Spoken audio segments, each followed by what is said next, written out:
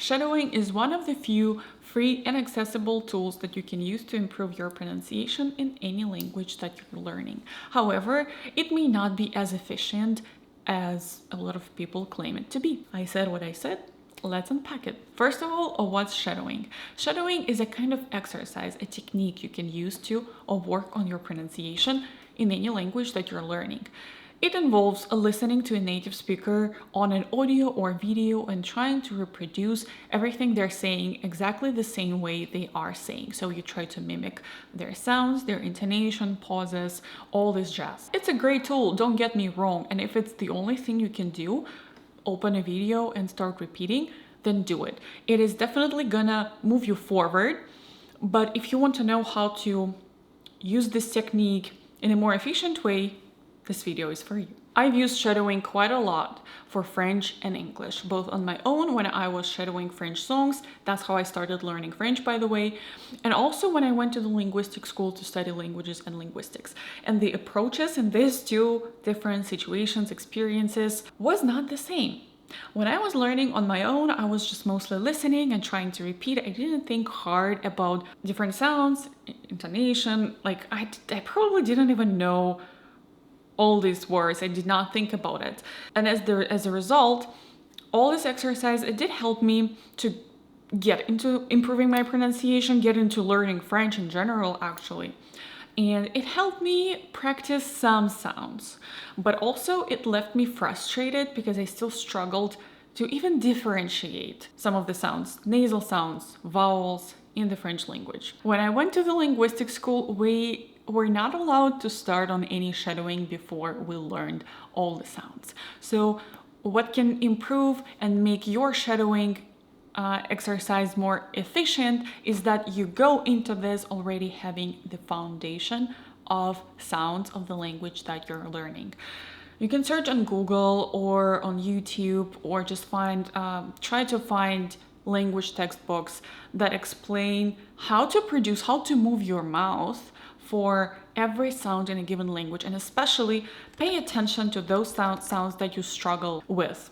For example, in French, for a lot of speakers, it's the R sound, but also a lot of people struggle with nasal sounds. How are you supposed to do this shadowing thing if you cannot tell apart different nasal sounds? How are you supposed to learn that if your ear is not able to pick up on it, right? So starting on this, learning how to produce the sounds and practicing them one by one, ideally separately first, and then doing syllable exercises, it's something that can help you a lot later on. For example, if you're learning nasal A sound and nasal O in French, then you would go mon, mon, bon, bon, rond, rond. What I mean by that, you first practice it in a very simple context. I wish I could tell you it is all easy and takes one day, but it actually doesn't. It can take quite some time. What you can do right now is to write down the sounds that you struggle the most with in a language that you're learning and try to find the info about these sounds and learn them before you do any shadowing. And then when you start doing shadowing, pay close attention to those specific sounds. You do not have to do a lot of boring exercises or just learn every sound, and I know it may not be sustainable for some of us, but what you can do is to be very focused and intentional about what you're practicing in a given shadowing session. When we finally started doing shadowing in the school, we didn't go to huge text and YouTube videos right away. We stayed very focused and contained, and instead we started shadowing dialogues that we had in our book. Each dialogue targeted a specific sound or set of sounds, and that was amazing for practicing those specific sounds that I struggled with.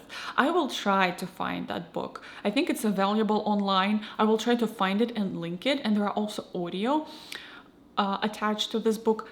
Check out the description down below. I will drop it here. I find it. No promises, but I will try. Instead of trying to do shadowing with as much material as possible, I would say it can be more efficient if you focus on a particular piece like we did with the dialogues. And it is also useful to gradually starting increasing the size of your material.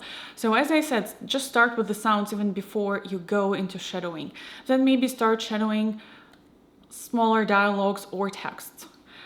Then you can go find some poems or audiobooks and practice on chapters. Yes, do not just listen and try to repeat the whole book, just like that. Focus on a chapter and try to repeat. Repetition here is also quite useful. If you can actually learn the piece that you're working on for shadowing, that's even better. Eventually, we started shadowing poems and texts, and that was super useful. First of all, we would transcribe the whole piece that we're working on. Then we would just read it, and then we memorize it. That was a very important part of the shadowing practice.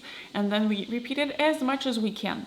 To conclude this, let me bring this all together because I feel like this video is a little bit hectic. To make your shadowing session a little bit more efficient, here are things that you can do. Work on the sounds that you struggle with the most separately before you get into shadowing. Then focus your shadowing on one or two given things that you're currently working on in a given language. If you struggle with an R sound, then maybe find a piece that has a lot of words with R in it and pay close attention to that sound when you try to shadow. It's best if you choose a smaller piece at the beginning and if you try to shadow it multiple times. Practice makes perfect. It is less useful to just listen to something and repeat while a native speaker is speaking and never come back to it. It's better if you choose a smaller piece and go over it over and over again. It is ideal if you can do a transcription for it first, just so you can see all the sounds, but I get it, not everyone can do or even want to do that. It's totally fine, but being more focused and mindful can definitely help you. It can also help you if you can learn this text or a dialogue by heart and that you do not have to look at the written word. It can also help you focus on your pronunciation more. I'm definitely not discouraging you from doing shadowing if you're not able to do all of those things, because shadowing is still a great tool. As I said, it's accessible and it's free and it's better than nothing. But if you can make your practice a little bit more mindful, if you can have a better focus on things that you need to be working on, and if you can work on the same piece over and over again, do some more repetition, that's going to be more helpful for your pronunciation. It is all about quality and not quantity. Hope you found this video helpful. Thanks for watching it.